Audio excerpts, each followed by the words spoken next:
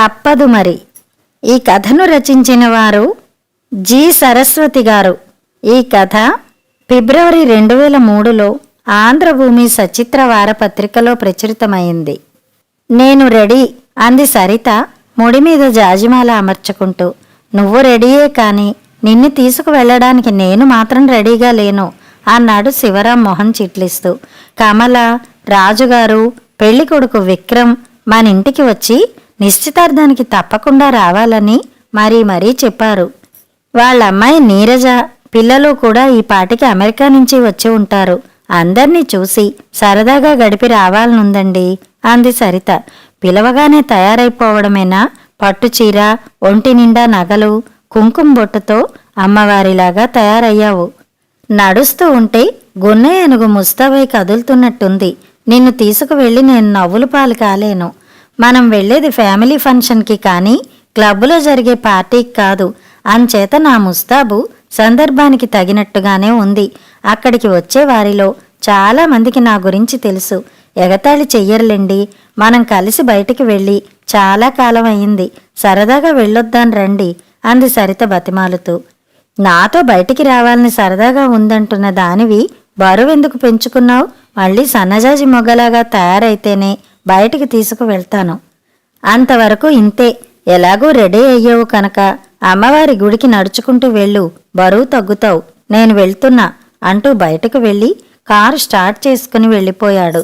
భర్త చేసిన ఎగతాళికి గాయపడిన సరిత మనసు అమ్మవారి దర్శనం చేసుకున్న తర్వాత కానీ ఊరట చెందలేదు. ఇంటికి రాగానే చీర మార్చుకుని వచ్చి సోఫాలో వాలిపోయింది. ఆడదాని అందచందాల పట్ల భర్తకున్న మోజు తనకు తెలియంది కాదు. అసలు అతనికున్న ఆ మోజు వల్లనే అతని స్టేటస్కు ఏమాత్రం తగని తను అతని భార్య కాగలిగింది. అదంతా ఎలా జరిగిందంటే, చిన్న టౌన్లో అతి సామాన్య కుటుంబంలో పుట్టి పెరిగిన సరిత అక్కడే చదువుకుని డిగ్రీ పరీక్షలు రాసింది. ఆ వేసవిలో పెద్దమ్మ కూతురు పెళ్లికి తల్లిదండ్రులతో పాటు విజయవాడ వెళ్ళింది. ఆ పెళ్లికి పెళ్లికొడుకు తరఫు బంధువులుగా శివరాము, అతని తల్లి వచ్చారు. తనను చూసిన దగ్గర నుంచి మీ పేరు సరితట కదా, కానీ సన్నజాజి మొగ్గ అని పెడితే సరిగ్గా అతికినట్టుండేది అంటూ శివరాం సరిత వెంట పడ్డాడు. అంతటితో ఊరుకోకుండా తన తల్లికి పరిచయం చేశాడు. ఆవిడ సరితను చూసి ముచ్చట పడింది. అప్పటికప్పుడే సరిత తల్లిదండ్రులను పరిచయం చేసుకుని సరితను కోడలుగా చేసుకుంటానని చెప్పింది. ఆమె మాటలు విని అందరూ ఇది కళ, నిజమా అంటూ అబ్బురపడిపోయారు. కొందరు మాత్రం శివరాం గుణశీలాల గురించి గుసగుసలాడుకున్నారు. కోరి అడిగినంత మాత్రాన శివరాంలో లోపాలున్నాయని అనుమానించనవసరం లేదని పెళ్లికొడుకు కూడా చెప్పడంతో ఆ పెళ్లి పందిట్లోనే తాంబూలాలు పుచ్చేసుకుని పెళ్లికి ముహూర్తం పెట్టించేసుకున్నారు. పెళ్లైన వెంటనే సరిత, శివరాం తిరుపతి వెళ్లి దైవదర్శనం చేసుకుని అక్కడి నుంచి కొడైకనాల్ వెళ్లారు. తర్వాత మద్రాసు వచ్చారు. శివరాం ఒక కంపెనీలో ఇంజనీర్. బాగా ఆస్తిపాస్తులున్నవాడు. బంగ్లాలో కాపురం, తిరగడానికి కారు, బీరువా నిండా ఖరీదైన చీరలు, వజ్రాల నగలు. ప్రాణంగా చూసుకునే భర్త, అత్తగారు రోజు సాయంత్రం శివరాంకి నచ్చినట్లు ముస్తాబై సరదాగా తిరిగి రావడంతో సరితకు రోజులు క్షణాలలాగా దొర్లిపోతూ వచ్చాయి. శివరాంకి తాగడం, ఆడవాళ్లతో తిరగడం అలవాటని తెలిసిన రోజున తన బతుకు బండలైపోయినట్టు మొదటిసారిగా కన్నీరు మున్నీరుగా ఏడ్చింది సరిత. అత్తగారు అక్కను చేర్చుకుని ఓదార్చింది. ఎన్నో కాన్పులు నష్టపోయాక దక్కాడని గారాబం చేశామమ్మా. బాగా చదువుకుంటున్నాడని మురిసిపోయాం. అడిగినంత డబ్బు ఇస్తూ ముద్దు చేశాం. దురభ్యాసాలకు లోనవుతాడని కలలో కూడా ఊహించలేదు. అయినా వాడికి నువ్వంటే ప్రాణం. వాడింట్లో ఉన్నంతసేపు ఓర్పుతో వాడు సంతోషంగా ఉండేట్టు చూసుకో అమ్మా. అందువల్ల పూర్తిగా మానుకోకపోయినా కొంతవరకు కంట్రోల్లో ఉండగలుగుతాడు. నా సపోర్ట్ నీకెప్పుడూ ఉంటుంది. ఒకసారి పుట్టింటికి వెళ్ళినప్పుడు మనస్సు ఉండబట్టక తల్లితో చెప్పుకుని బాధపడింది.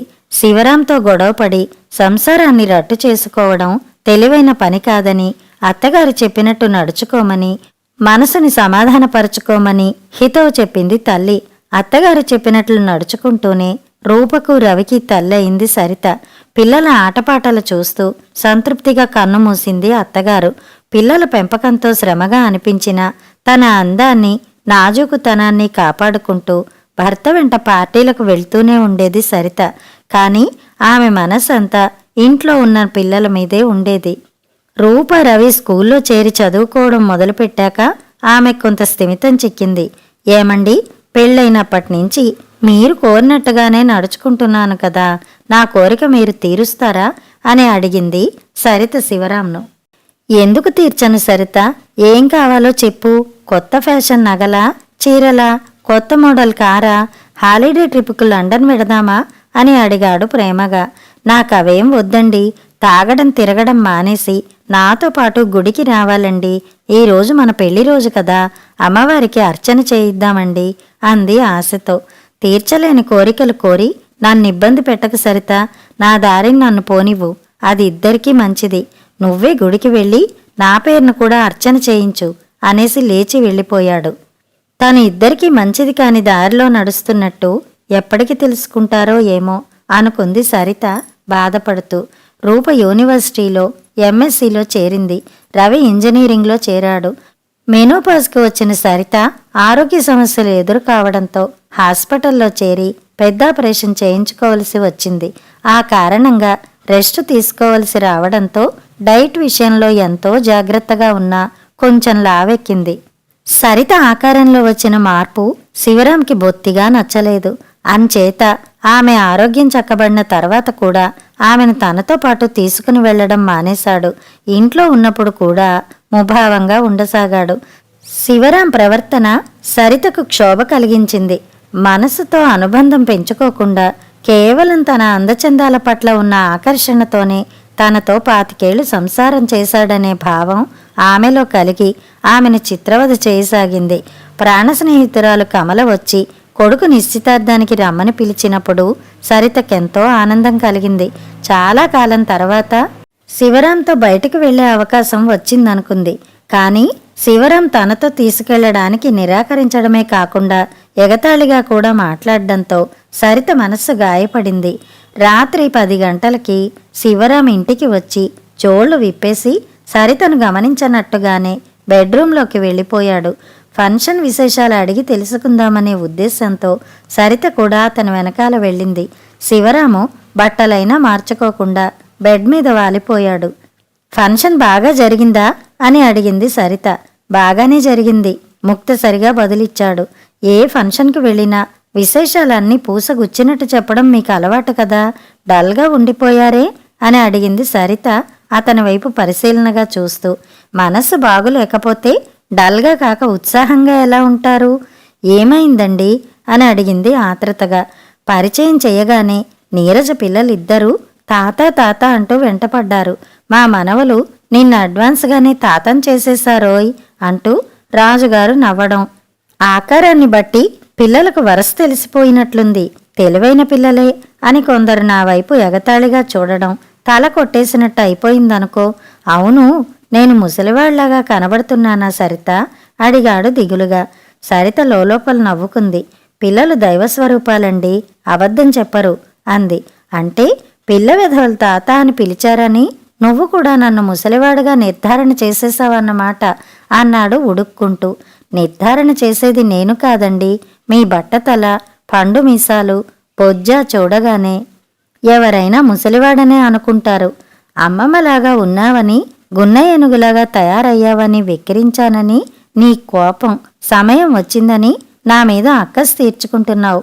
మీరు వెక్కిరించినందుకు నాకు కోపం లేదండి. ఎందుకంటే మనకిష్టం లేకపోయినా పెరిగే వయసుతో పాటు ఆకారంలో కూడా మార్పులు వచ్చి తీరుతాయనే నిజం నాకు తెలుసు. మీరు మాత్రం ఆ నిజాన్ని గ్రహించకుండా పెళ్లినాటి సన్నజాజి మొగ్గలాగా లేనని కించపరుస్తూ వచ్చారు. అందుకే బాధపడ్డాను. సన్నజాజి మొగ్గ మాత్రం అలాగే ఉండిపోతుందా? వికసించి సువాసన వెదజల్లి రాలిపోతుంది.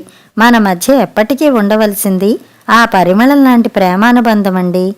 చిన్నగా ఆకర్షణీయంగా కనబడాలనుకోవడం తప్పు కాదు. కానీ పెరిగే వయసు శరీరం మీద ప్రభావం చూపకుండా ఉంటుందా? నడి వయసు దాటాక మొహం మీద ముడతలు వచ్చాయని, జుట్టు నెరుస్తుందని కుమిలిపోయి వాటిని కప్పిపుచ్చుకోవాలనుకోవడం, తగని ముస్తాబుతో చిన్నగా కనపడాలని తాపత్రయపడ్డం చేస్తే ఎబ్బెట్టుగా కనబడి నవ్వుల పాలవుతాం. అవి జీవితానుభవాలకు గుర్తులని, అవి ప్రకృతి సహజంగా వచ్చేవి కనుక ఇష్టం ఉన్నా లేకపోయినా ఆమోదించక తప్పదని గ్రహించి తగిన విధంగా నడుచుకోవడం హుందాగా ఉంటుంది. ఆమె మాటలను మనస్సుకు పట్టించుకుంటున్నట్టు శివరాం మౌనంగా ఉండిపోయాడు. మీకు వినడానికి కష్టంగా ఉన్నా ఒక నిజాన్ని చెప్పక తప్పదండి. మీ అలవాట్లు మంచివైతే ఇప్పటికీ చిన్నగా కనబడేవారు. నాకు కూడా ఆరోగ్య సమస్యలు వచ్చి ఉండేవి కాదు. సరిత గొంతు గద్గదమైంది. కళ్ళు తుడుచుకుంటూ గదిలోంచి బయటికి నడిచింది. పాల గ్లాసుతో వచ్చిన సరితను దగ్గరికి తీసుకున్నాడు శివరాం. ఇంతకాలం నీకు క్షోభ కలిగించాను. నన్ను క్షమించు సరిత. రాజుగారి మనవలు నన్ను తాత అని పిలిచి ఉండకపోతే మనం మనసులు విప్పి మాట్లాడుకునే అవకాశం వచ్చి ఉండేది కాదు. నిజంగా పిల్లలు గొప్ప మేలు చేశారు అన్నాడు మనస్ఫూర్తిగా. ఏడాది నిండిన రూప కొడుకు చేత తాత అని పిలిపించుకుంటూ ఆనందంతో పొంగిపోతున్న శివరాంను చూస్తూ తృప్తిగా నవ్వుకుంది సరిత. కథ సమాప్తం.